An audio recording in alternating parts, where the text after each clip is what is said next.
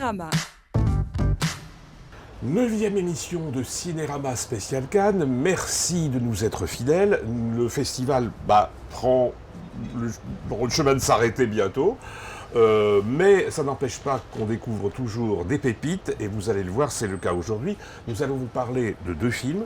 L'un s'appelle Burning de Lee Chang-dong. L'autre, Dogman de l'italien Matteo Garrone. Nous aurons l'interview d'un cinéaste d'animation japonais, dont on va vous parler tout à l'heure, et un coup de cœur qu'on partage, Jacques Maurice et moi, sur un film qui s'appelle Un grand voyage dans la nuit, un film de Bi-Gan.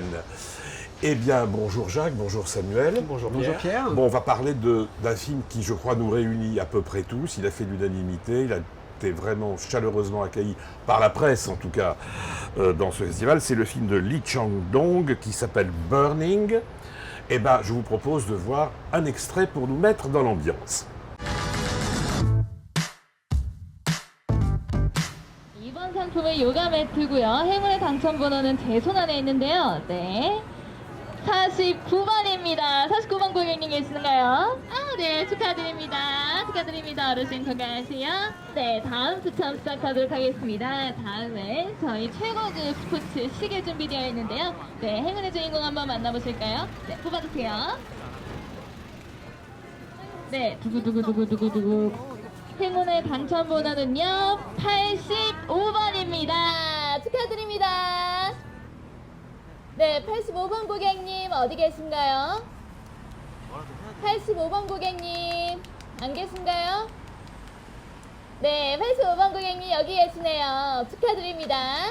네, 감사합니다. 여자친구 있어? 여자친구 없는데? 그럼 어떡해? 이거 여자용 손목시계인데. 이제부터 구해야겠네. 이종수. 네, 저희 Alors, je ne sais pas si cet extrait explique bien le film, parce que c'est un peu compliqué. En gros, c'est une rencontre entre 2 copains, un jeune homme un peu taciturne, pauvre, et une jeune femme qu'il a dédaigné jadis, parce qu'il est un peu mufle, il était un peu mufle, adolescent. Et puis là, ils se rencontrent, elle lui demande de garder un chat, peut-être imaginaire, peut-être pas, on ne sait pas. Elle part quelques jours et elle revient flanquée d'un homme qu'elle a rencontré en Afrique, coréen aussi, très riche, à l'aise. L'autre l'appelle d'ailleurs Gatsby, un peu comme ça, parce que voilà. Et à partir de là, une sorte de trio bizarre commence à se former. Et à partir de là, je trouve que le film devient magnifique. Jacques? Oui, il est ce que je trouve très, très troublant et extrêmement subtil dans ce film, c'est qu'en fait c'est un thriller mais qui n'en a pas du tout l'apparence. C'est un thriller qui est masqué en sorte de chronique ou drame sentimental, en fait, on va dire. Et donc, en fait, on est captivé par les portraits des 3 personnages. C'est la mise en scène aussi. Ça prend son temps, c'est extrêmement fluide. On part de l'Afrique. Les 3 se retrouvent régulièrement. Et on sait pas pas très trop de la pourquoi, nature, oui. amicale, amoureuse. Donc, il y a vraiment un trouble permanent. Et puis petit à petit, je pense à peu près à la moitié du film, Il y a un drame. il y a un drame. Et là, on commence vraiment, là le thriller vraiment Il y a un drame et pratiquement apparaît plus nettement. Voilà, et pratiquement une enquête. Et une enquête. Oui. En fait, il y a un des personnages disparaît et en tout cas un des 2 autres, justement, voudrait savoir ce qui est arrivé à ce personnage. Donc, Et c'est d'une subtilité. oui, parce que alors moi, ce que j'aime beaucoup dans le film, c'est le côté, c'est surprenant parce que on ne sait jamais vraiment où le film va nous embarquer. Donc ça, c'est toujours, je trouve, une très grande qualité, et ce qui n'empêche pas qu'on n'est jamais perdu en plus dans le récit. Tout est très subtil, effectivement, il n'y a pas un mot de trop, il n'y a pas une image de trop, c'est comme tu l'as dit, c'est des plans séquences très développés, mais c'est toujours la bonne longueur. Enfin, je crois qu'il y a vraiment une espèce de perfection absolue dans tous les registres de la mise en scène, de l'interprétation. Les 3 comédiens sont formidables. Et des motifs à la fois psychologiques, poétiques, il y a des très beaux dialogues, et puis aussi des choses qui paraissent un peu anecdotiques, mais qui sont faussement anecdotique. Et ce qui est très très incroyable au niveau du scénario, je trouve, c'est que tu as parlé d'imprévisibilité. C'est vraiment, je trouve, un trait marquant du film, mais c'est une imprévisibilité qui n'est jamais non plus spectaculaire, dramatisée. C'est que vraiment, on est captivé du début à la fin sans trop savoir vraiment pourquoi on l'est, mais finalement, on est complètement prêt et on a envie, comme un roman qu'on dévore, on a envie de tourner les pages et d'aller jusqu'au bout. Et il y a une scène magnifique où on entend la musique d'ascenseur pour l'échafaud qui dure plusieurs minutes. Ouais. Le soir tombe, ils sont là tous les trois. Elle commence à danser, se déshabille, mais sans qu'il se passe vraiment des choses. Mais c'est toujours à la frontière de quelque chose.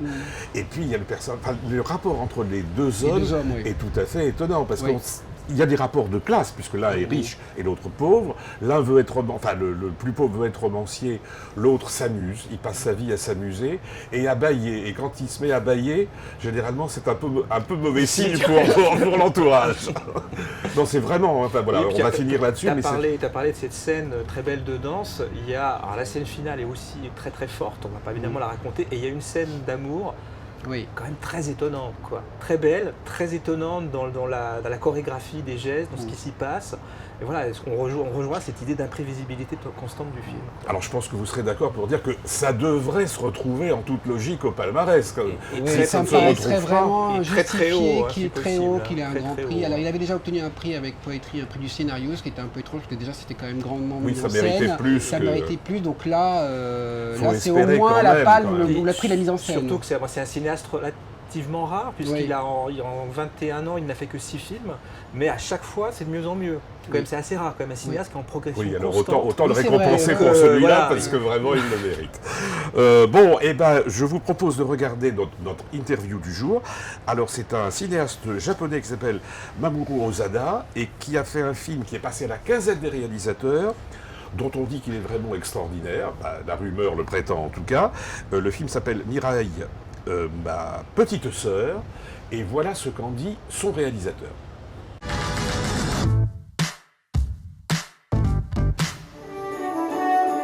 甘えん坊の男の子くんちゃん。くんちゃんが出会ったのは未来からやってきた妹未来ちゃんでした。そして始まる小さなお兄ちゃんの不思議な大冒険。それはもう本当に実体験というかね、自分の。En réalité, ça vient vraiment de ma vraie vie personnelle. Lorsque mon premier enfant avait 3 ans, nous avons eu le 12e enfant. Et du coup, le premier enfant, alors qu'il était enfant unique, est devenu tout à coup le grand frère. Et donc sa vie a totalement changé. Et j'ai trouvé, en tant que père, ce changement était très intéressant. Donc je l'ai beaucoup observé parce qu'en fait, ce premier enfant s'est senti que tout l'amour qu'il avait a été volé. Et tout l'amour donc, de ses parents qu'il avait été volé. Et du coup, il s'est mis à pleurer et j'ai trouvé ce comportement mais extrêmement humain. Et donc je me suis dit que ce serait une bonne idée de faire un film sur ce sujet-là. 子供を観察してたんです。子供がやっぱりこう笑ったり泣いたり。 Quand un enfant rit ou pleure, leurs vraiment gestes ne sont pas du tout les mêmes que celles des adultes. Tout vient vraiment naturellement. Par exemple, quand il se fâche, la colère surgit, mais tout naturellement sur le visage. Par exemple, quand il est fâché, voilà, les lèvres tremblent. Quand il est jaloux, tout son corps exprime la jalousie. Dès que mon enfant se mettait à pleurer, à être en colère, j'ai commencé à observer. Je me suis dit, tiens, il y a quelque chose d'intéressant qui commence. Et c'est comme ça que je me mettais vraiment à l'observer et chaque fois qu'il exprimait une émotion.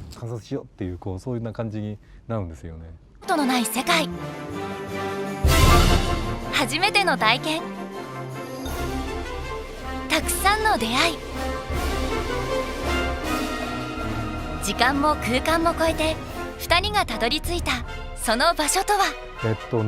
こうやっぱりこの木を媒介にして木とか庭を媒介にしてこう Déjà l'idée d'aller dans un univers imaginaire ou en tout cas dans un autre monde à travers un arbre ou à travers un jardin, c'est quelque chose qui est assez classique et c'est quelque chose qu'on retrouve assez souvent dans la littérature anglophone. と真夜中の庭でっていうのもそうかもしれない。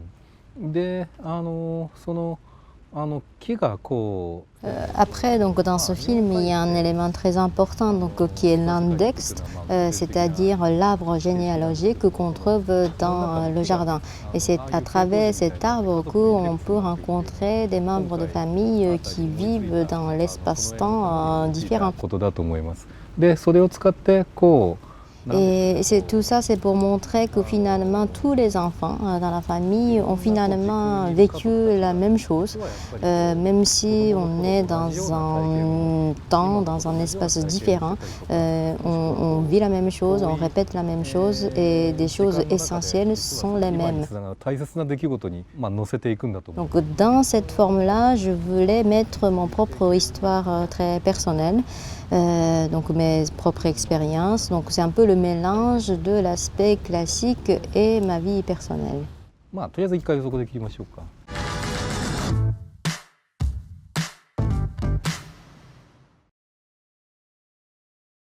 Alors, deuxième film, c'est le film italien Dogman de Matteo Garrone qui a été super primé à Cannes, 2 grands prix déjà, ce qui est pas mal. Et ben, on commence par regarder un extrait du film.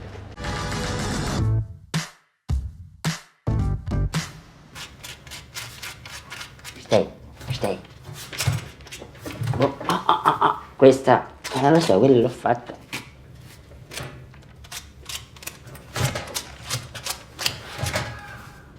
Aspetta. Fermo, Stai.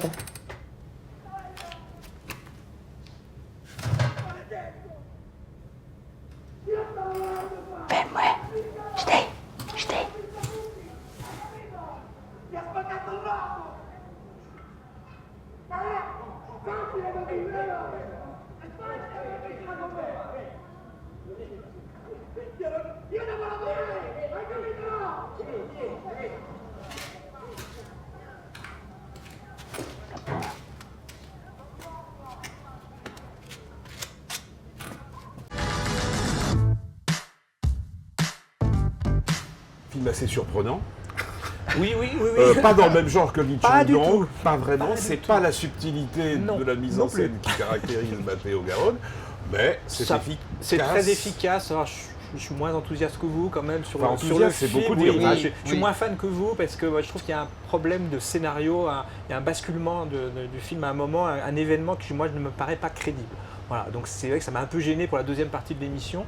Donc le film c'est vraiment sur les rapports un petit peu sadomasochistes entre un toiletteur pour chien dans un quartier très pauvre de la banlieue naples, très gentil, très un homme sympa très avec tout le doux, monde. un homme sympa, il est sympa avec sa fille, sympa avec les chiens, sympa avec la vie, sympa avec tout le monde. Et donc il fait face à, on ne sait pas trop si c'est un ami d'enfance, si c'est un ami tout court, une brute épaisse, mais plus qu'épaisse. Oui.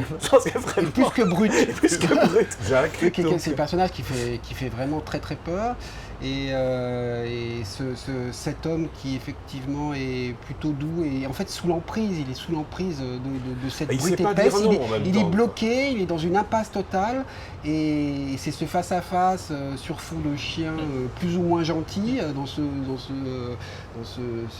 c'est pas un chenil mais enfin bon c'est une espèce de boutique, voilà et le film est quand même extrêmement, je trouve, malaisant, mais plutôt tenu dans le malaise quand même. Ça remue assez, puis ça monte, ça connaît quand même un crescendo, je trouve, assez impressionnant. Mais c'est très italien, je pense que vous serez d'accord dans la mesure où... Sur la rage, sur la comédie à l'italienne, enfin c'est comédie à l'italienne, c'est pas vraiment surtout au début. Mais même dans le drame à l'italienne, il y a toujours, il y a souvent un pauvre... un petit, un malingre et un costaud et des rapports de force entre humiliés en quelque sorte. Et la lutte entre humiliés a donné quelques chefs-d'œuvre en Italie et visiblement je crois que Matteo Garrone veut retrouver cette veine-là. Alors est-ce qu'il la retrouve totalement? Pas sûr, mais il y a un côté brut et très pervers de la part de Matteo Garrone parce qu'en fait on passe son temps à se dire mais qu'est-ce qu'ils attendent tous pour assassiner cette infâme brute? Donc c'est presque un appel au meurtre, quoi, de la part du spectateur. Oui, ce qui est intéressant, c'est qu'on pourrait dire aussi que c'est le... Parce que tu as parlé de la comédie italienne d'antan, c'est qu'on pourrait dire que c'est quand même aussi très beaucoup sur la société contemporaine. C'est vraiment axé, focalisé, ça pourrait être une allégorie de la société contemporaine, mais c'est aussi assez intemporel aussi. Oui, le décor est un peu intemporel. Un décor, c'est une Voilà. espèce de... Donc C'est au bord de la mer, mais c'est des immeubles assez délabrés, tout le monde vit là-dedans. Enfin, ça rappelle un peu le décor qu'il y avait dans Gomorrah, d'ailleurs. Et c'est vrai que j'aime pas beaucoup le film, mais j'avoue que là, Matteo Garonne fait vraiment un très très bon usage de ce décor. Il inscrit vraiment les personnages là-dedans. C'est comme une scène de théâtre un peu, c'est ça qui est bien. C'est ancré dans un lieu quand même C'est sur qu'on la connaît comme violence, les réaliste. rapports de force, et jusqu'où peut-on accepter la tyrannie de quelqu'un, quoi. Voilà, c'est un peu ça. Bon, enfin voilà, c'est bien, c'est pas un très grand film, mais ça a sa place à Cannes pour moi. Oui. Ah, ouais. Bon, coup de cœur rapide. Alors c'est un film de Bigan, qui est une sorte de petit génie de 28 ans chinois, qui a fait donc un grand voyage, qui signe un grand voyage vers la nuit, qui est son deuxième long métrage. Alors, en gros, c'est un type qui revient dans sa ville natale et qui rêve d'une femme aimée, disparue, peut-être rêvée. Et toute cette première partie, Jacques, tu l'as vu aussi, donc, rappelle évidemment Wong Kar-wai, les éclairages, les mouvements de caméra très sinueux, d'une élégance absolument magique. Et alors, au bout de la 70e minute à peu près, le héros rentre dans un cinéma, chausse des lunettes, et nous sommes priés, ce qui aurait pu être une coquetterie absolument insensée, de mettre, nous, des lunettes en 3D pour continuer à voir le film. Et commence à ce moment-là un plan séquence d'une heure, donc ça veut dire que la caméra ne fait que bouger pendant une heure sans jamais s'arrêter. Et loin d'être une coquetterie, je pense que tu seras d'accord, Jacques, ça fait plonger le film vers la magie, le fantastique, et c'est vraiment une très grande surprise. Oui, puis c'est un voyage vers la mémoire, en fait, le souvenir, et là, on quitte, je trouve, plus son on est presque dans quelque chose d'un peu russe. Moi, j'ai pensé à Sokourov par moment. Sokourov, un peu Tarkovsky, un peu Tarkovsky aussi, et c'est vrai que c'est quand même extrêmement impressionnant la façon dont il réveille comme ça des songes, des apparitions. Formellement, c'est quand même une grosse cinéma. Et alors, ce qu'il faut dire, c'est que ce jeune cinéaste a un auteur, parmi ses auteurs, il y en a un qu'il préfère, et c'est un Français, et devinez lequel, c'est Patrick Modiano. Et quand on voit le film, c'est évident, tant le film est fondé sur les bribes de souvenirs qui reviennent, qu'est-ce qu'on fait des souvenirs, est-ce qu'on les sur la hantise, beaucoup, sur la hantise. Oui. Enfin voilà, c'est un coup de cœur.